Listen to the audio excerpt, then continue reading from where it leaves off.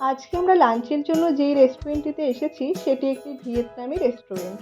আমরা দুটো খাবার অর্ডার করেছি, একটা ছিল রাইসের ওপর আর একটা সি ফুড প্ল্যাটার। দুটো খাবারের স্বাদ ছিল অসাধারণ। লাঞ্চ করে এখান থেকে আমরা ডিরেক্ট ওয়াইনারিতে যাব, এই রেস্টুরেন্টের খুব কাছেই।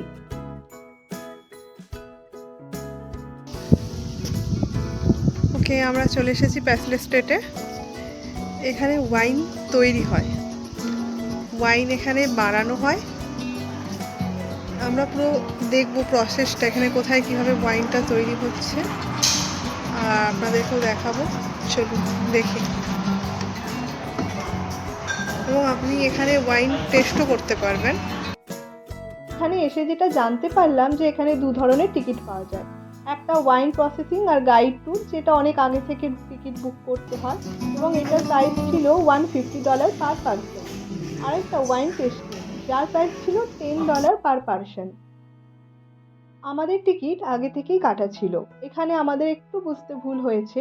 ওয়েবসাইটে যেহেতু নির্দিষ্ট করে কিছু লেখা ছিল না টিকিটের প্রাইস কোনটা কার, আমরা ভেবেছিলাম যে একটা টিকিটেই সব কিছু ওনারা দেখাবেন। আমরা $10 টিকিটটি কেটেছিলাম। এখন কিছু করার নেই, টিকিট কাটাও যাবে না, গাইডের ট্যুরটা টাইমটাও অন্য, তাই আমি আর শ্রেয়াদি বাইরেটাই ঘুরে বেড়াচ্ছি। সুমন্ত আর অঙ্কনদা ভেতরে আছে, কিভাবে ওয়াইন প্রসেসিং হয় এক্সপ্লেন করছেন ওনারা, আর কি ওয়াইন আছে ওনাদের এই সমস্ত দেখাচ্ছেন। তো ওরা আসলেই আমরা এখান থেকে বেরিয়ে যাব। পরে কখনো সুযোগ করে আপনাদের ওয়াইন প্রসেসিং দেখাবো। মার্গারেট রিভার ওয়াইন উৎপাদনের জন্য বিখ্যাত, কিন্তু কি করা যাবে, দেখাটা এবার ভাগ্যে নেই। হাতে অনেকটাই সময় আছে এখন। এই ওয়াইনারিদের কাছেই আরও একটা বিচ আছে, তাই ঠিক করা হলো ওখান থেকেই ঘুরে আসবো। ওখানে ওদের মোটামুটি কিছু কিছু ওয়াইন লাগে, যেগুলো কিছু কিছু গ্রেপস, মানে হোয়াইট গ্রেপস আর তোর রেড গ্রেপসগুলো হয়ে যায় ওই 4 থেকে 6 উইক্সের মধ্যে নাকি ওদের হয়ে যায়। তারপর ওগুলো বিভিন্ন বিভিন্ন ওয়াইন অনুযায়ী বিভিন্নভাবে ওদের ফার্মেন্টেশন হয়। কোনো ওয়াইন 4 মাস, কোনো ওয়াইন 8 মাস, কোনো ওয়াইন 12 মাস, 16 মাস, 18 মাস, কোনো ওয়াইন 7 ডেজ বললো মিনিমাম, কোনো ওয়াইন 18 মাস, মিনিমাম 7 ডেজ হয়। কি করা হয় না, যদি হোয়াইট ওয়াইন বানানো হয় তাহলে ওই শুধু জুসটা নিয়ে হয়, আর রেড ওয়াইনের জন্য ছালটা সহ নেওয়া হয়। শুধু জুসটা নিয়ে তারপর ওটাকে ওই ওক ব্যারেলের মধ্যে ফার্মেন্ট করা হয়। ওর মধ্যে কিছু ট্যানিনও থাকে, যেটা ওই কি বলে ওয়াইনের ওই জুসের মধ্যে মিক্স আপ হয়ে ওর ফ্লেভারটাকে আরও এনহ্যান্স করে ওটাকে। আর যদি রেড ওয়াইন বানানো থাকে তাহলে রেড ওয়াইন খোসা সমেত আঙুরটাকে পচানো হয়, ওই সেম ওক ব্যারেলের মধ্যে পচানো হয়। ডিপেন্ড করছে কত দিন ধরে পচাচ্ছে সেই হিসেবে। তো ওই হিসেবে ও রেড ওয়াইন তৈরি করে। ওই খোসা সমেত পচাই বললে ওই কালারটা, লাল রঙের যে কালারটা, সেই কালারটা হয়। আর ওই গ্লাসটাকে এরকম করে দেখাচ্ছিল, হ্যাঁ, ওইটা বললো যে বিভিন্ন ওয়াইনের বিভিন্ন কালার হয় ডিপেন্ডিং আপন দ্য বেরি আর তোর কত মাসের ফার্মেন্টেশন হচ্ছে তার জন্য। তো ও যেটা দেখালো যে দুটো রেড ওয়াইন দিয়েছিল, একটা রেড ওয়াইন একটু বার্গেন্ডি কালার টাইপের, একটা রেড ওয়াইন একটু রেড টাইপের কালার। তো ডিপেন্ড করছে, যেটা 18 মাসের এই ফার্মেন্টেশন ছিল সেটা বার্গেন্ডি কালার হচ্ছে, কারণ ওটা আরও জুসটা পচেছে, আরও জুসটা কি বলে ওই খোসাটা ওই জুসের সঙ্গে মিক্স আপ হয়েছে, ওর কালারটা আরও এনহ্যান্স হয়েছে। আর যেটা 12 মাসের ছিল ফার্মেন্টেশন, সেটা একটু রেড ছিল, কারণ ওটা।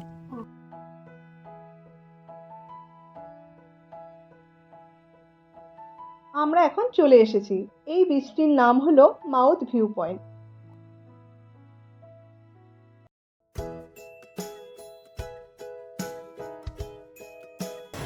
আমরা পার্কিং খুঁজে পাচ্ছি না, আমরা পার্কিং খোঁজার চেষ্টা করছি। আমার ভালো পেয়ে গেছে, এখান থেকে করতে হবে।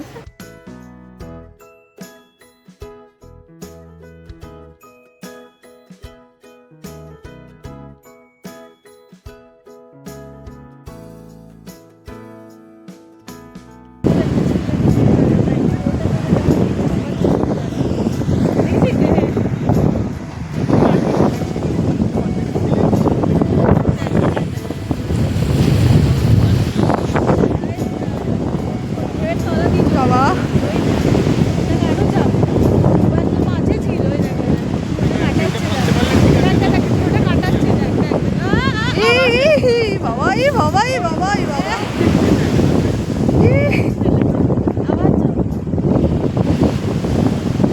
ছুটছে তো পুরো।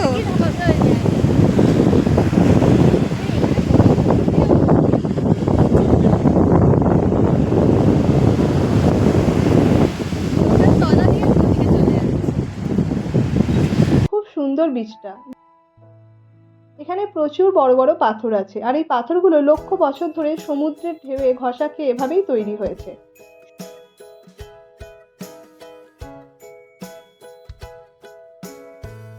একটু সাবধানে হাঁটতে হবে, একটু স্লিপ হলে সরাসরি কিন্তু সমুদ্রে।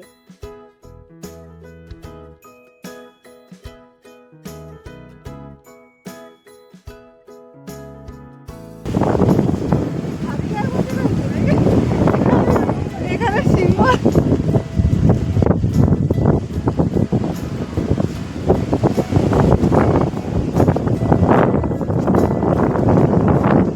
ঢেউ দেখ এখানে, ওরে বাপরে,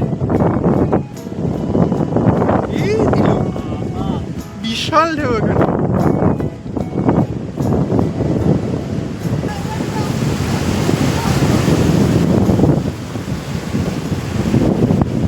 এখানে আবার দেখছি প্রচুর কাঁকড়া আছে, দেখুন।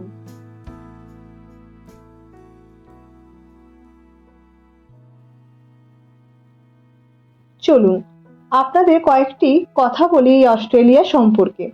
আপনারা হয়তো সকলেই জানেন যে অস্ট্রেলিয়া দেশটির চারিপাশ সমুদ্র দিয়ে ঘেরা, তাই এখানে ঘোরার মতো প্রচুর বিচ আছে, যা আপনি ঘুরে শেষ করতে পারবেন না।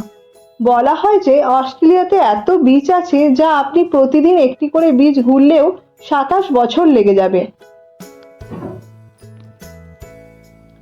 শুধু সমুদ্রই নয়, অস্ট্রেলিয়াতে মরুভূমিও দেখতে পাবেন, এবং এর বেশিরভাগটাই মরুভূমি।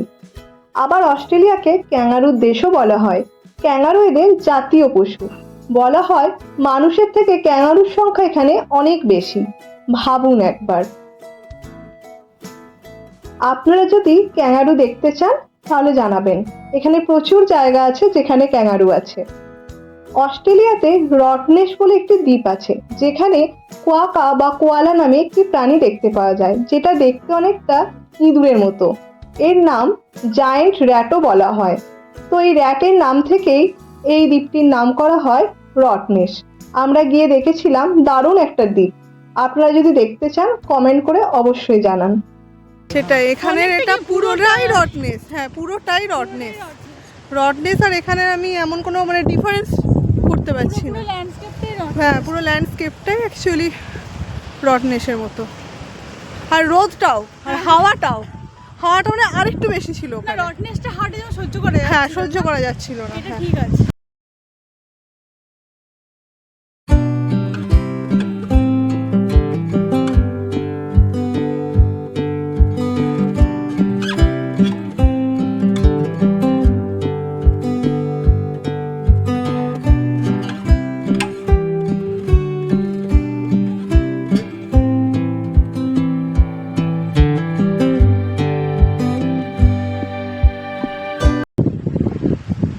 বারবিকিউ হবে আর সাথে রুটি, পরোটা। আর কাল দেখ পুরো রটনেস, দেখ দেখ রে সুমন্ত তাকা। হ্যাঁ, সত্যি তো। আমি তো দেখছি, তো বলছি তো রটনেস। না স্বীকার কই করলি তুই? আরে বলছি যে ইয়ে কি বলে তোর বাদিক, হ্যাঁ বাদিক। ও ওইখানে দেখ পাহাড়ের মাঝে ওরকম ঘর আছে, ওখানে দেখ বাড়ি আছে অনেকগুলো বাড়ি আছে সামনে, দেখো দিকে সোজা। এইখানেও আছে। এগুলো মনে হয় হোটেল, কটেজ হাউস, মানে ওই হোটেল বলে তো মনে হোটেল হয় টাইপের। না। মনে হয় না হোটেল বল। হোটেল উপরটাই গেলে দেখতে পাবে। ড্রাইভারের মুখের সামনে ধরেছে গো ফোন। ড্রাইভারের মুখ থেকে সরা ওটাকে। ও দেখতে পাচ্ছ না? হ্যাঁ আমি দেখতে পাচ্ছি। দেখ সামনে গিয়ে লেফট আছে, ঠিক আছে? লেফট তো রাইট না হলেই হচ্ছে। ড্রাইভার আমাকে গাড়ি চালাতে দেয় না। এই শ্রেয়া তোরটা অন করে এবার, দেখ নেটওয়ার্ক। হ্যাঁ নেটওয়ার্ক। হ্যাঁ, এখানটা তো দিতে পারতে গো, এখানটা তো ফাঁকা রাস্তা। হিংসুটে হলে যা হয়। আর আস্তে আস্তে চালাতো। আর সামনে নেবো গিয়ে না। ওখান থেকে আবার লেফট আছে একটা, ওই রাস্তা থেকে লেফট। লেফট থাকলে কোনো অসুবিধা নেই। 1 নম্বরের হিংসুটে। তো আমরা এখন ক্যাম্পে এসে গেছি। দেখুন সন্ধ্যের সময় ক্যাম্পের ভিউটা।